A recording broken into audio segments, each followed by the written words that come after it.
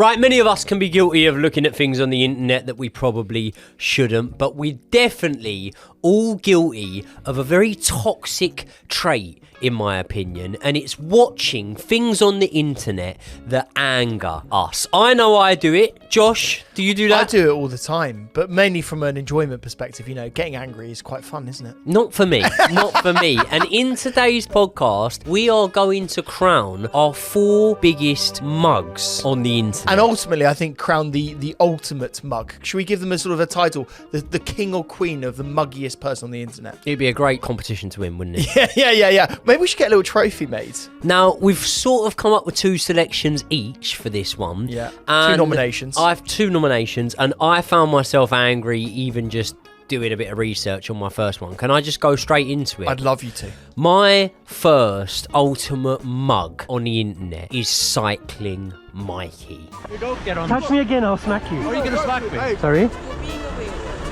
No, you're committing a road traffic offence. I have nothing further to say to you at all.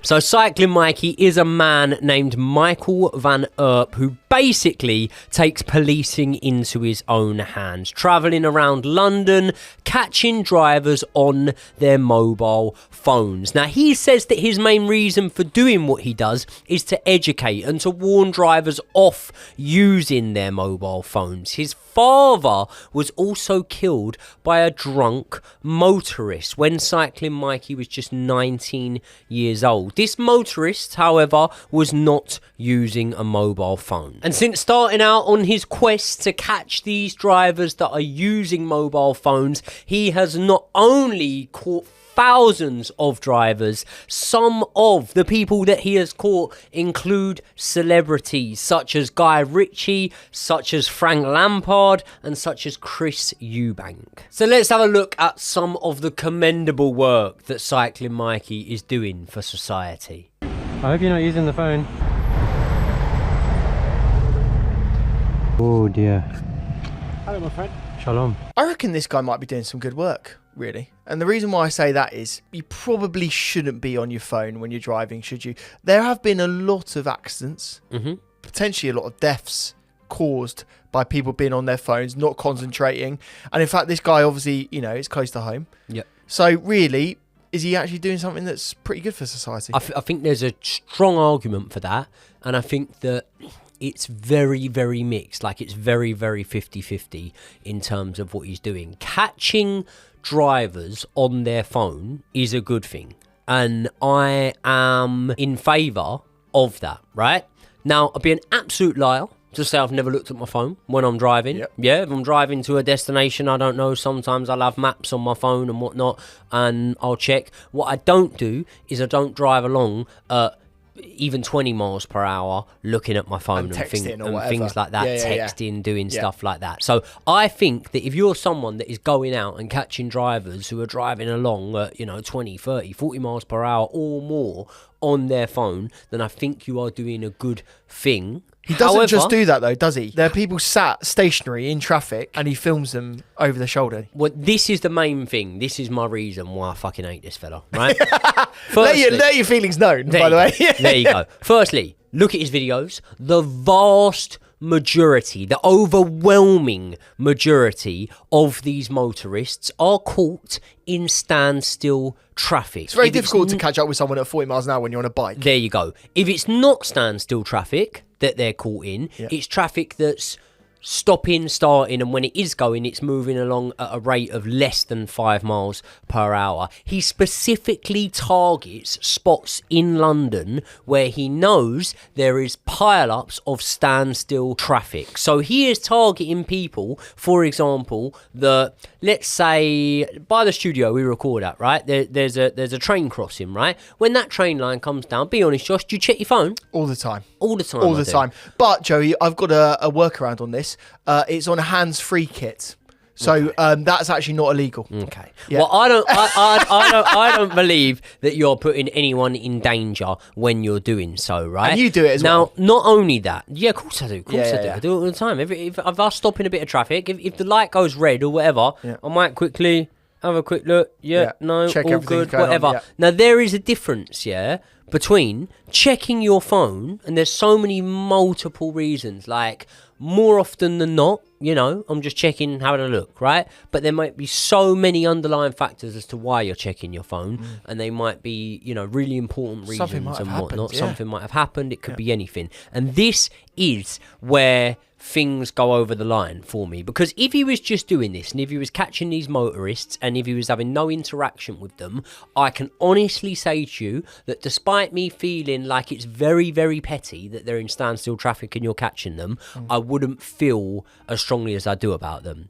But why do I feel so strongly about it? Tell me. Because he fucking harasses these people. He does. So he goes up to them after catching them, right? And he rubs salt in the wounds. He'll go up to them and say, that's your license taken away, that's 6 points and whatever, that's your license, that's your blue badge taken off you. And he will not only do that, right, he'll break laws himself in doing so. So firstly, he's invading people's privacy, right? He's filming inside their car and stuff like that. Now, you can argue that, they're out in public and it's within public interest, you could argue. But also, in my opinion, he's putting himself in possible, like, real possible danger. Why? Why is he in danger? What happens if he does that to me? You say, thanks very much, Mikey. I really appreciate you looking after me and good make sure work that to I'm society. safe. Yeah. Yeah, really appreciate it. Yeah. I actually really like your work and I watch all of your videos. I'm a big subscriber. Now, Patreon. you know exactly what happens if he does you that hit him to spark. me. You knock him spark out. No, I'm not saying I'll knock him out. I'm not saying I'm going to knock him out or anything like that. But if I'm ever on my phone and cycling Mikey, I can guarantee you this: you will not get away What's with your that camera. plan? Running after him? No, Driving mate. into him? He literally comes over to the window. That fucking head is coming inside my window. I'm taking that fucking GoPro off his head and I'll probably smash his bike to pieces, because I'm one of these people, if the ship's sinking, I'm taking everything down with it. If I'm getting my license taken away, I might as well do fucking 3 weeks in prison. And also, if you to do the public a favour. If you get the phone, there's no proof. There is no proof. There's no evidence. This is what I'm saying. Yeah. This is what I'm saying. So they probably would, because there's CCTV everywhere. But who cares about that? Who can, Oh, don't worry about that. You wear a cap. You're very difficult to identify. In the car. But yeah, I'm being completely honest. Like, if I was in that situation, I'd probably find it very, very hard to restrain He's very myself. smug about it as well. Like, the thing for me that really annoys me about this guy is you could easily do this thing without publicising it. You could easily just report people to the police, not make it a big sort of like social media activity, and really do the same job that you're doing now. Like, his social media isn't stopping people from going on their phones. Now, another thing is, he says that one of the reasons why he does this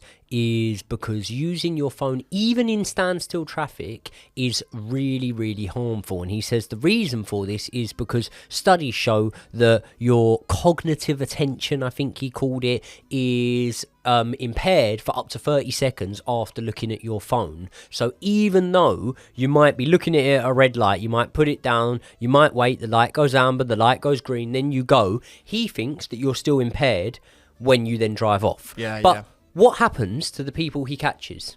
Do they get out the car? Do they park up the car and do they give him the keys? They don't. They don't, do they? What happens, Josh? They're probably fuming. They drive off probably faster than they would drive off otherwise, because they're absolutely pissed off. Exactly. You've literally seen clips of cars mounting the curb when they're arguing with him and stuff like that. And not only that, he, stands in the middle of the road to go over to talk to them. He is then doing something that he's not abiding by the laws of the road. The other thing is, cycling Mikey, he never fucking reports cyclists. It's only motorists, and cyclists break the law just as much on the road. The other thing is, with cycling Mikey, when you look at the certain clips, that he'll put out, like, there's this one clip, and we'll show you, but I can't help but have felt really sorry for this guy. No, I apologise. I've got 3 kids. I'm going to lose everything. I'll lose my house. I understand, but I just wonder, why would you use your phone then when you know that's the case? I was just looking for something, what they were You asking. can't do that, man. I'm going to have a think about it. I don't promise anything. I promise you, on my mum's ashes, Right. mate, I swear on my life, I'll never ever. Okay, but it's not going to make any difference as to whether I'm thinking about it or not. My whole life's going to go. I'll end up killing myself. I understand. I'll end up killing myself, mate. All right, you have a good day. Now, firstly, you've just seen that this man's response to a man that says he will probably end up taking his life was, well, have a good day. Now, if you're put in that position, or if you're the one that puts someone, I should say, in that position, Josh, do you have a bit of empathy for this man? I mean, if he cares about saving people's lives, which is ultimately his big message that he has with his whole channel, then obviously he cares about this man's life as much as anyone else. So yeah, like it's certainly a little bit unusual the way that he responded to that. And I think ultimately he sees himself as better than all of these people, which really winds me up as well, doesn't he? There's a real inferiority complex, isn't there? 100%. And my main thing with Cycling Mikey is, at the end of the day, you can dress it up how you want. You can say that you do it because you don't feel safe on the roads. You can say that you do it because your dad was killed in a car accident. I would say you're a fucking liar. You do it for profit, and that is exactly why you do it. You have a YouTube channel that has over 100,000 subscribers, and you are collecting AdSense each and every single month from that YouTube channel. You also have a TikTok account that you will be collecting part of the creator scheme money from every single month, and you'll be doing quite well out of that. And being the fucking egomaniac that you are, if you were contributing all that money to, I don't know, a foundation that helps people, a charity that helps people that have been involved in car collisions or something, we would know about it. You're doing it for your own benefit, not because of the fact that your father was killed in a car crash. You, Cycling Mikey, in my opinion, are a fucking wanker. Should we move on to the next person? Let's do it. Should we move on to the, I think, potentially slightly less controversial, but still a man that inspires a lot of conversation online. The man that is known only by one name is Beavo. Dinner! You know the rules. Bang. He's like a Brazilian, isn't he? You know how Brazilians just have one name. Do you know his actual name? I do actually. Yeah. Brandon Beavis. Brandon Beavis. Yeah. What a title. What a name. I can understand why he changed it. Yeah. To be fair. Yeah, I think actually Beavo was a nickname given to him at school. Now, I've gone in on Beavo a couple of times, haven't I, already? So I'm going to let you lead on this one. And I didn't actually pick Beavo as one of mine, but fuck me, I'd agree with you. He is one of the worst people on the internet. Well, let me tell you all about Brandon Beavis, otherwise known as Beavo. Once in a generation, a man so talented that he cannot be ignored emerges. This is the story of Brandon Beavis. It's one of rags to riches, of knowing but breaking all the rules, of love, of heartbreak, of intense violence, but ultimately of good looks and charm. Beavo is the epitome of modern day celebrity. How social media can skyrocket you to a multi-million-pound empire, but bring you back down faster than a half-chewed potato. Big up Beavo for everything he's done for us. You know the rules. You know the rules. Can you remember the first time you even saw Beavo online? Yes. Yeah. He was eating a roast dinner, and I think he nearly choked on a potato or something like that. Iconic. No. Sorry, no. That wasn't the first time I saw him. The first time I ever saw him was when he was singing along to songs and getting all the words wrong and whatnot. Yeah. And do you know what? Beavo's a weird one, and I'm sure we'll show some clips of Beavo in a minute and whatnot. But Beavo is... I actually think Beavo is a sad story. Yes. And I think this in the way of Beavo is someone that went from lovable idiot to hateable idiot. And that takes some doing, doesn't it? It does, but you know what? Either way, you're still watching him, aren't you? Although his views have gone down significantly. I'm not still watching him, and the views have dropped off massively. It's such a shame, isn't it? I mean, why are people watching him even eat something? First of all, like, what was so fascinating about roast dinners and about nearly choking to death on potatoes? What was it about that? I personally think it was his looks. I think it was his teeth. I think that the fact that there's this teeth. Guy called Beavo with a set of beaver teeth comes along. He's choking on roast dinners, whatever.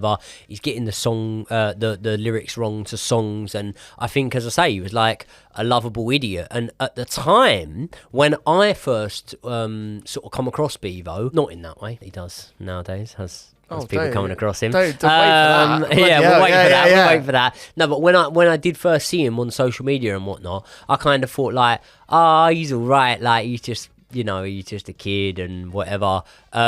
Obviously, TikTok, the creator scheme came in and whatnot. He was pulling in a lot of views and conflicting reports as to how much he was earning. Definitely not what he says he's earning and what he said he was earning. Yeah. But there's no doubt that he went from someone that was completely skint to all of a sudden he was earning what for him would have been sort of life-changing money in quite a short space of time. And I think that Beavo, for me, is the epitome of how to do everything wrong when you do start earning a lot of money. Would you agree with that? I would, because ultimately he got the biggest break that you could possibly ever get, really. If you look at, do you remember we did the episode about Geordie Shore? Yeah. And how Gaz was completely skinned on the dole, didn't even get paid for the first season, ended up getting the money when he was filming the second season, and then his whole life changed. Beavo had a moment like that, didn't he? Like, he was everywhere in a way that every single person in the UK and all actually around the world knew this guy. He was earning a fuckload of money. If he was smart with his money, he could have carried on doing PAs. He was making probably as much as Gaz was when he first started off doing PAs up and down the country. Yeah. If he'd been smart with his money, he could have really built an empire off what really was sort of like a 15-minute fame job, isn't it? Really, like especially with TikTok, what seems to happen is you have your 15 minutes and then you're cast aside for the next person that comes along, you know. And really, I think with him, he could have made that money. And the real gutting part of this is that he frittered it away. And ultimately, even though he wasn't earning what he said was 40 grand a month, I don't know if you've seen the clip where he goes, I was earning 40 grand a month off the TikTok fund. I don't believe that for a second. Because that's life-changing money. I can tell you right now, he was never earning 40 grand a month. Yeah. So I can correlate my views on TikTok when I've had really good months in comparison to what he was doing. And I weren't earning 40 grand a month. Do you know what I mean? Like, and I also I wasn't doing Beavo views, but I know with the RPM rate and whatnot of what it is, I know what he would have been earning. Yeah. I think Beavo's highest earning months would have been earning 10 bags a month. Yeah. I think that that's still a lot of money. Yeah, I don't want to make myself look bad by saying this. It's a lot of money. It's not life-changing money, but also considering, you know, like as we say, the story is homeless. You know, started an esports team, and there's clips of him sort of, you know, saying that he wants to be an esports team owner. Not earning a lot of money, barely earning anything, literally on the street apparently, because again that's refuted. And now going and sort of doing these interviews where he's doing these podcasts, bragging very vociferously about how much money he made, to then going from that very likable person to becoming someone that you actively dislike. Can I give you my opinion on it with Beavo, right? With some people, coming into money will bring out the best and worst of them, right? And I think it depends on your prior life experiences. So say, for example, and this is going to sound cringe, me saying this, but I just got to be honest, right? Again, like I'm not doing a Beavo here. I'm not claiming any certain figure amount of money or whatever. But I earn now, 10 times what I was earning at my most... my lowest point. Yeah, I was a personal trainer by trade. The personal training industry went completely after the pandemic and whatnot, and I was scraping by. And then I got myself into a position where I was really, really fortunate. And you spent so much time around me. Have you ever heard me mention figures, numbers, brag about money, anything never, like never, that? Never. Like that? You never even think about it. Oh, you could. Absolutely. Do you know what I mean? Yeah, you could. I could. Yeah, you could go on podcast tomorrow and go, I earn X amount off this or that. Yeah. What was the first thing I did when I got my first big paycheck? Looked after your family. There you go. Straight away. Like it went to family, you know what I mean? It went and we did a family holiday and whatnot and whatever. That was like my really proud thing. And I remember like Brian at the time, True Geordie, he was saying to me, he was like, that's good. Like most people would have gone and bought a car or whatever and certain things like that, right? But I think that one of the things, and this is the bit where I'm going to cringe at what I'm about to say, right, is I grew up popular. Do you know what I mean? Like I didn't get bullied at school.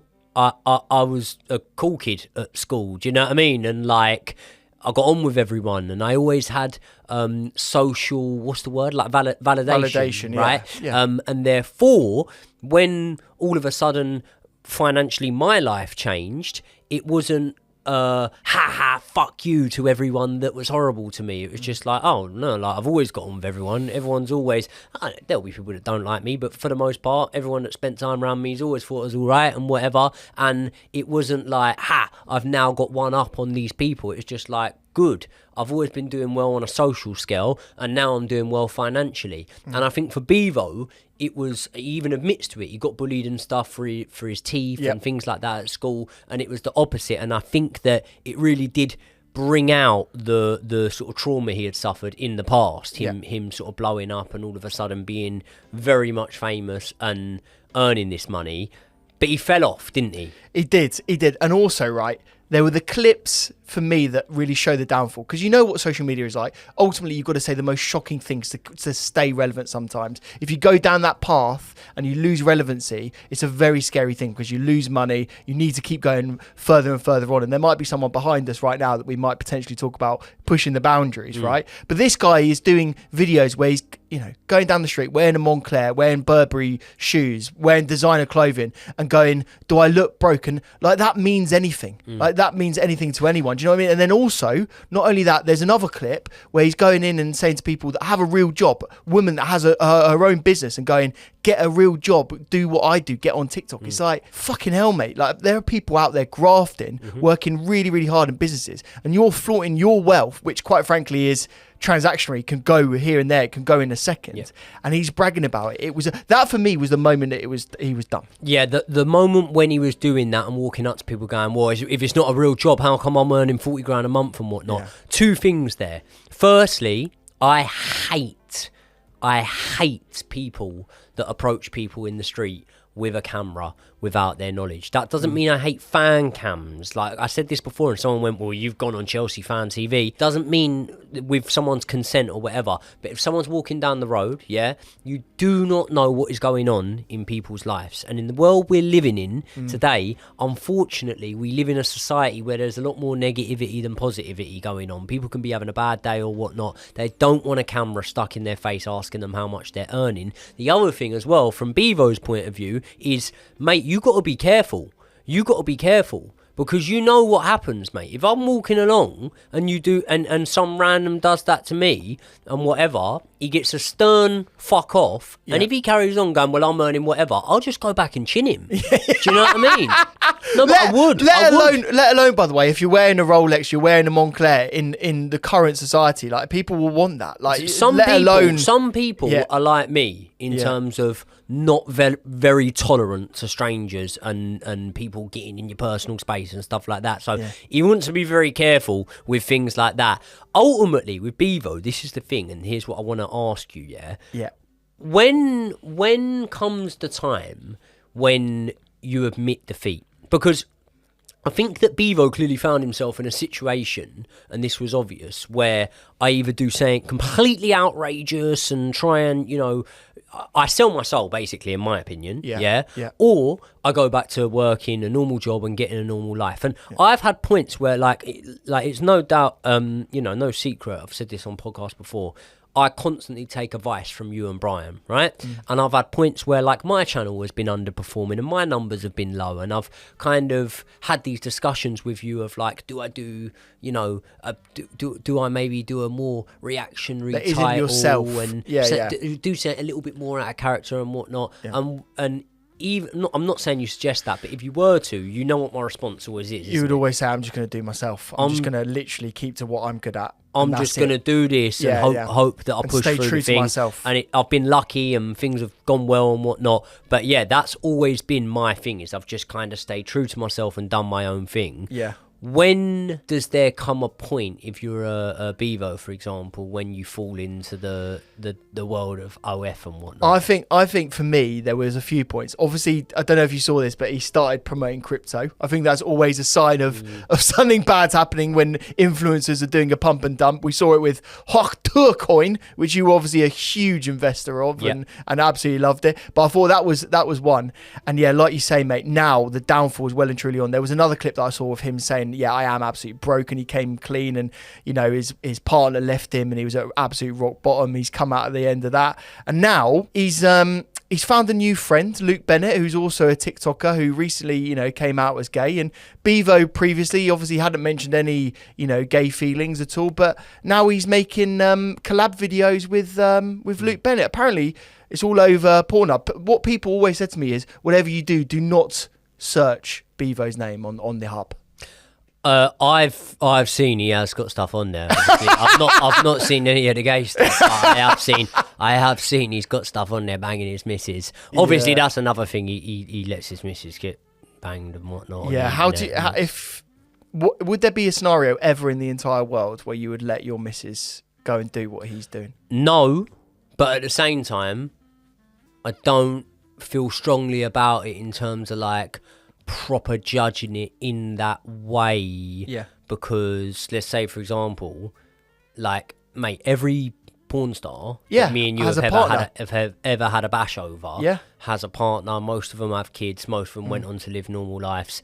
And do I look at them as a lower level human than me because they've done adult industry work? No, I don't. No. So So let's go on the other side of this. Do you feel sorry for him in a weird way? Like, do you? No, because he's so unlikable. This is the problem. I don't think there are many redeeming factors about him. To be fair, maybe he just needs to go back to eating some food and just crack on with that and see if people still watch it. Get a job. Yeah. I just go back. What would he be good at? Just go back. Just get a bricklaying job or something. Would he make do on site? The thing is, the party's over, but he can't take off the costume now because he is Beavo for life now. Do you know what I mean? The teeth don't really go away, do they? No, they're quite clear and recognisable now. You're not really going for that. Should we talk about the next one? Should we talk about the next mug? What about Jack Doherty? Yo, you're at the gas station with no security? Yo, what would you do if I just slapped the shit out of you right now? So Jack Doherty is a 21-year-old YouTuber turned streamer whose fame and wealth basically led him into becoming a complete and utter egomaniac. He started off by just being like a young kid on YouTube, pulling harmless pranks, doing stunts and doing silly, childish sort of videos that got him recognised. But obviously as things progressed and his fame and wealth grew, he grew into, in my opinion, one of the most unlikable people on earth, let alone the internet. Now, to be honest, the reason why Jack Doherty is just about in this list for me is I don't actually know that much of him. Like, obviously, I try and not enrage myself. So if I'm scrolling past and I see one of his videos and whatever, and it's just him talking or arguing with someone, I just move past them. I don't watch them. But there are certain videos of his that I've seen that have just enraged me. Watch your language, there's kids around here. I didn't say any curse words. You got a stupid shirt on over there. Yeah. Your kids can't read, though. What are you talking about? Walk away. There's something to say, you motherfucker.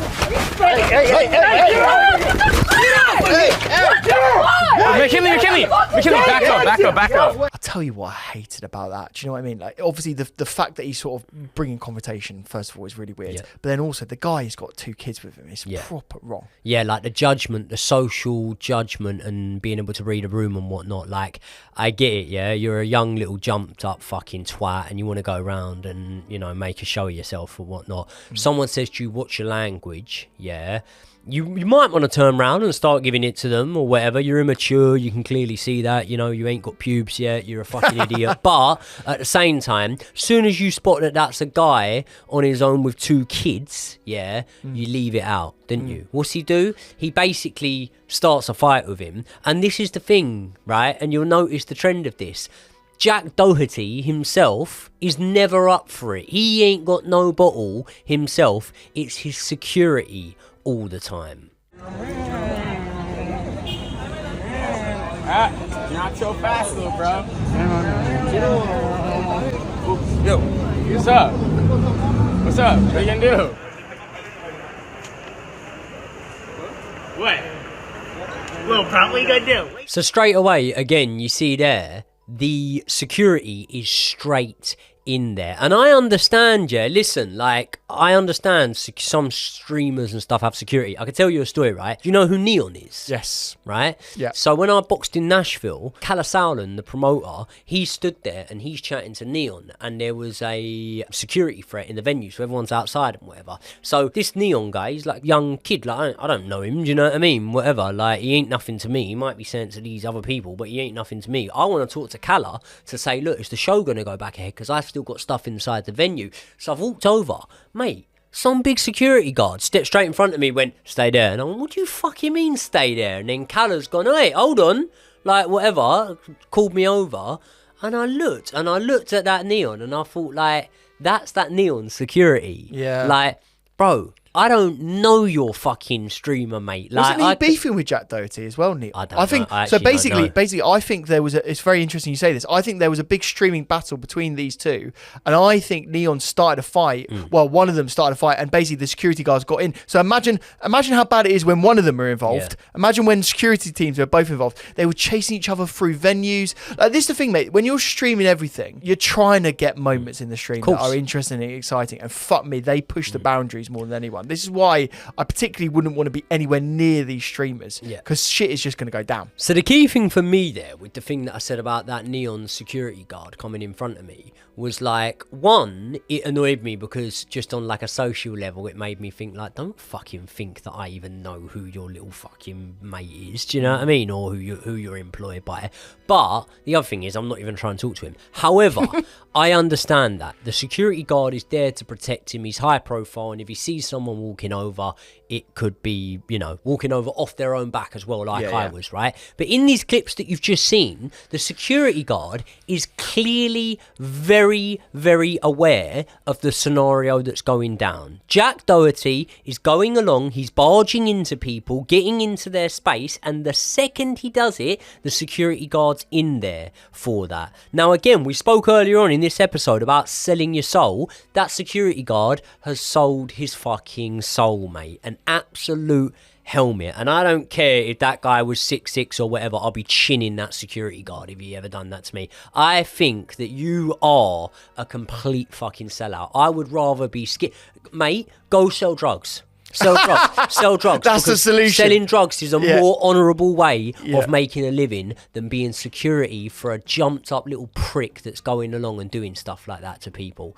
Not only that, I'm going to contradict myself a little bit here, because I mentioned the fact that I have a distaste for Cycling Mikey. Obviously, my main thing with Cycling Mikey is the embarrassment that he causes to people, you know, by putting them online, letting them beg for, you know, him not to post the videos and whatnot, and the fact they're in standstill traffic. But Jack Doherty was also involved in a car accident recently. Oh my when he God, was a using really his bad phone. one. I'm most likely going to crash this car. No, I'm kidding. Hopefully not. Oh! Oh! No! No! No! And the fact that he says he's potentially going to crash that car moments before it happens almost leads you to think that it could be a fucking stunt or something. I honestly didn't think that when I first saw this clip, I didn't think it was real, to be fair, because it's a huge, was it a Lamborghini or something like that? Yeah. But then when you see the mate who's bleeding, right, like Jack Doherty's, luckily for him, come off in a good state from that. His mate's bleeding out from the forehead, and he hands the camera back over to his mate as if to be like, right, film me.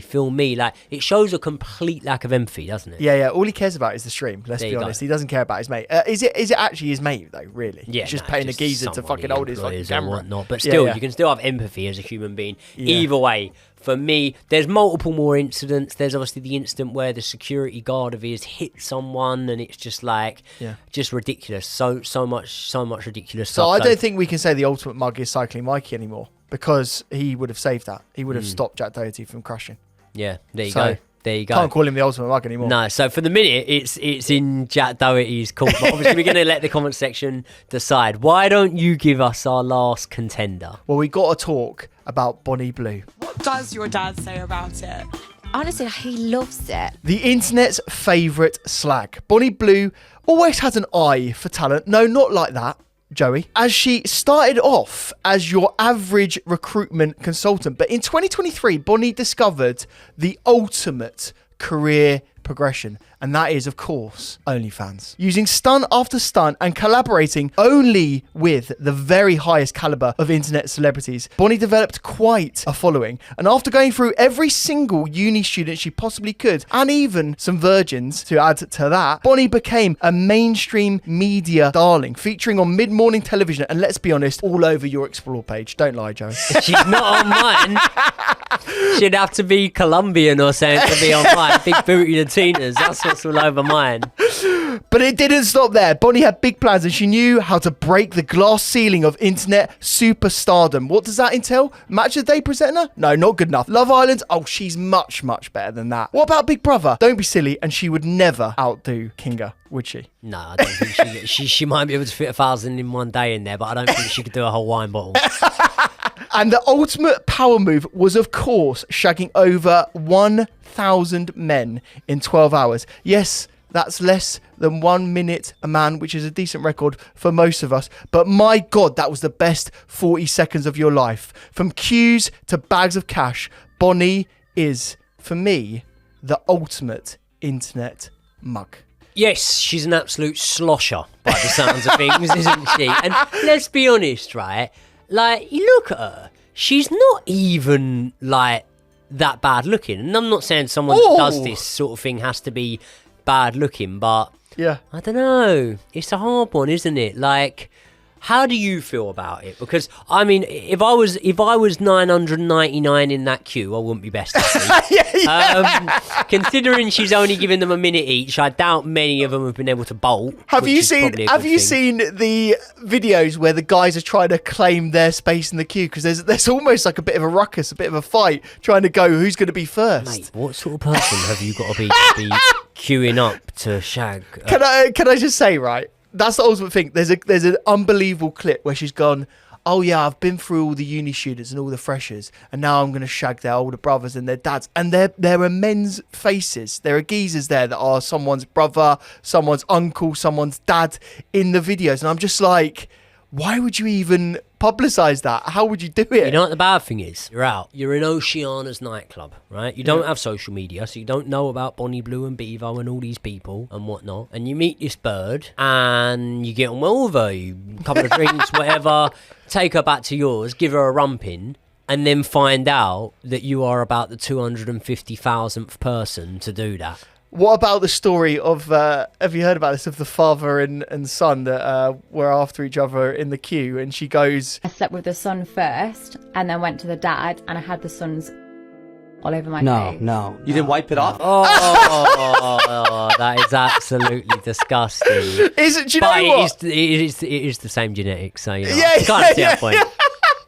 And speaking of mother and fathers, they're apparently cool with it. Apparently, Bonnie Blue, and there are actually clips of Bonnie's mum just saying, yeah, as long as they're legal, that's totally fine. That's the bar. Has she got any kids?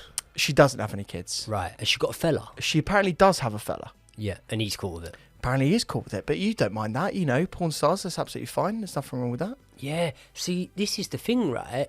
You know, like, how I said, and listen, we might do an episode specifically on porn stars, actually, because I've got a bit of a fascination with them in terms of, like, I was saying this to you and Brian once. Do you remember when I was saying, like, I'd love to know what these porn stars from, like, the early 2000s are up to now. Do you Almost know what I mean? like reviewing their career progression. Like Shyla Stiles. Everyone grew up knocking one out to Shyla Stiles, and she's dead now. Do you know what I mean? Yeah. August Ames is dead now. She is. And the ones that aren't, it's like, what do you do? Like, because I saw a Reddit thing where it said, like, oh, and I won't say the porn star, but there was this one, and it was like, she works in a fast food place near me. Really? And they took a picture, and it's her in a fast food outfit, and I'm thinking, mate, she was like, when I started high school and that, back in the day, Brazzers and whatnot, when it used to be free, she was like a big boy porn star, you know, like big in the game, right? And these porn stars, I said how, like, I don't have, like, a lack of respect for them and stuff like that. Like, I don't actually feel that strongly. Now, I think that OF has kind of changed the game, and it might kind of change my opinion on things, but not. Again, nah, not really. Like one of my favourite people on Misfits. I've been on the same show as her twice. Is Elle Brooke. I think she's well alright. Like 100%. I get on like a house on fire with her. Yeah. I'm pretty sure she's an OF model. Like to be honest, most of the girls that box on Misfits are like OF models and stuff like that. Yeah. Everyone's cool. Like everyone's fine. So I've always said, like, I've not got a problem with people in this industry, and I ain't got a problem with what they do and whatnot. And then this, what I'm about to say, could come across a little bit hypocritical, because, say for example, your average porn star has probably banged just as many, if not more, blokes than Bonnie Blue has, right? And they're doing it as a job. But the problem with her doing it is, I've heard claims, and you can tell me if I'm wrong here, that she says that it's empowering women. She does. There's a lot of things where she says, yeah, look, I'm in control of my own destiny. She's made a fuckload of money. Apparently, Joe, she's up to 500 grand a month now, or using the OnlyFans revenue. That's mad, isn't it? And this is the thing, like, for me, I remember we talked about this earlier about internet sensationalism, about how you got to completely push the boundaries and do more and more stuff now to get by in the internet age. She's the complete personification of that, isn't she? She is doing something so crazy, so eye-catching that everyone has to do it. And let's be honest, in terms of a marketeer, in terms of someone to get views, she's one of the best in the game. Yeah. She is smashing it. Like, to say that she's now been on This Morning, to say that she's had to answer all those questions. She's been on This Morning. She's been on This Morning. Yeah, she's been on This Morning. Again, empowering women. Who was on? Was it Richard? No, it wasn't Richard. Richard and Judy. Yeah. Can you imagine if Richard Madley had got it? And he split up from Judy now. Yeah, they're not together anymore. What a shame. Done Bonnie Blue? What a shame. He might have been in the queue. Would you do know. it? Absolutely not, mate. No. Absolutely not. If you didn't know it's a big red flag. If you didn't know her background, would you? That's the thing. That's always the scary thing is you might not know the background of some of these girls that you meet in a nightclub. But yeah, no, I probably wouldn't. Yeah, but then you could meet a bird in a nightclub who's done 1,000 men anyway, but just hasn't done it for money and isn't. And ultimately, like, let's be honest, right? If you could have, when you were 20 odd, if you could have shagged 1,000 girls, you probably would have. So who are we? Maybe I did. No, We've had that question in a separate episode. I'm joking. Yeah. So yeah, like, who are we to judge how many lads she's been with? The question I've got for you is, if you've got 40 seconds ago, bear in mind, right, it's 1,050 men in 12 hours. The maths on that is it's less than 40 seconds ago per person. Does that count? No, I can't get a rhythm by then. No. Like, I don't class myself as having banged birds if I've just put it in. Do you know what I mean? I need to have had the full works. And this is interesting, actually. Do you know Olivia Atwood? The one Liv that was on Liv and Chris from Love Island. Yeah, the one that was on Love Island. She went on another daytime show with Lorraine Kelly. You remember? Big fan of Lorraine, aren't you? Yeah. And Lorraine posited the question to Olivia. I don't know why it was to Olivia, not Bonnie Blue herself. She said, "Is it actually the bloke's fault for making this a thing, for making the 1,000, men challenge a thing? Like, is it the blokes that are queuing up? Is it the 1,000 men that take part? Or is it Bonnie that's starting this all off?" No. Sorry, what was Liv's response? Liv's response actually was that, yeah, men are the problem. No. Sorry. Going to come across as sexist here, but a man doesn't have the capability to go, I'm going to shag tonight, no matter what. Yeah. And I believe that 99% of the time a woman does. Yeah. That's what I personally believe. Let me give context to that. Go on. Let's call yourself a 6 out of 10 male. Yeah? That's not very nice of you, but thank you. No, not you. No, not you, you cunt. You're a 10. You're a 10. No. What a prick. No, I'm saying a hypothetical scenario. A 6 out of 10 male, yeah? A 6 out of 10 female. Yeah. That 6 out of 10 male can't guarantee that he's going to go to his local nightclub tonight and find someone to shag him. Yeah?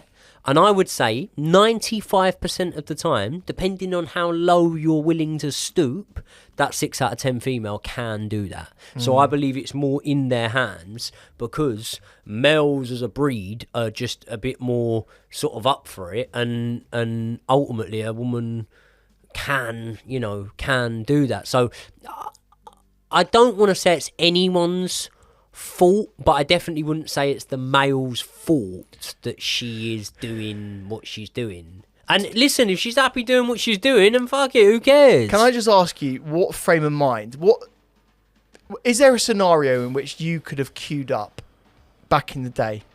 If you were a 19-year-old kid and you'd seen Bonnie on OnlyFans, you subscribed to her, you like the look of her, you like the videos, you had the opportunity to be in one, would you do it? No, shagging like clockwork at 19. Yeah. This is the thing that I find weird is like, if I was like 15 or something and I could be first in the queue, maybe. I can't believe that there are 1,000 blokes that are up for this challenge. Because also, by the way, it's probably more. What everyone says is that it's not you don't get alone time with Bonnie. You're in a room with at least 3 or 4 other blokes. Some people like that, mate. Cold. Yeah. Ooh, for me, cold Palmer. That would ruin it. Yeah, that would ruin it. Did you see the video of a mum pulling her son out of the line? Ninja Bonnie Blue. pulling the son out of the line. Have you seen this? Put your clothes on and come. Otherwise, I'll get the police to come for you. Put on your clothes now and come out. Come out of here now. Yeah, that's pretty grim. Yeah. That's not good. Like, actually, though, I really rate the mum for going in and fucking grabbing him and sorting him out. Because can you imagine if you got further in the queue? Enough your mum catching you in bed with someone, let alone catching you in a fucking queue to have a minute with some slosher. That kid is grounded for the rest of his life, isn't he? Oh, God. But in a weird, like I said, I would want my parents to stop me from doing that because, like, quite frankly, you shouldn't be in the queue. Like, Mate, get some respect. I tell you what, for her herself, having all that, it must be like ground zero down there. But this is the thing, right? The last thing that I'll leave you on is this, right? I don't know how real it is. I don't think she is shagging 1,000 men. I don't think it's legit. I just don't believe it. There's better ways to get famous, in my opinion, mate. So shall we leave this video? And if, by the way, if you haven't subscribed, this would be a brilliant time to do so. We will potentially be doing that porn review video. So and we also might be doing a part 2 to the internet's biggest mugs. Yeah. But should we give it to someone? I think we need to crown a winner. And the comment section can debate on this, and they can give their own. Maybe even if there's a feature where they can vote, we'll try and stick that. We'll do that. But I think we could probably agree. Should we do it on 3? 3, 2, 1. Beavo. Doherty. I'd go Jack Doherty. Like, for me, right, Bonnie Blue, expert marketer, she's doing her thing. Like, let her do it, right? Cycling Mikey, I think he actually has a benefit to society. Yeah, I'd agree with Cycling Mikey. Even though I don't like dick. him, but he is paying some sort of benefit to society. Yeah, exactly. In a way, a very small bit. Jack Doherty, yeah, do you know what? He probably is a bit of a dick. And so maybe Beavo's more thing redeeming. that would win me the argument on it is that Beavo is a cock, but I've never actually seen him get physical with anyone or try to be physical Only in the with boxing anyone. ring. No, he doesn't in the boxing ring, though, does he? He's like, he pulls out of every fight. I know. Apparently, he is earning 40 grand a month, but yet he can't afford private healthcare to get his shoulder fixed. So there you go. Yeah. He's talking about NHS waiting lists. But for me, inciting violence against people, Jack Doherty, you are the biggest mug on the internet. I'm happy to crown Jack Doherty the biggest mug on the internet. There you go. There you go. And if you ever want it on Misfits, I promise you, I will accept absolutely 0 as a fight purse to get in the ring. And he's too small for you, mate. He's about 4 foot tall. I'd fucking smash his pieces anyway. Right, people, we'll see you in the next one.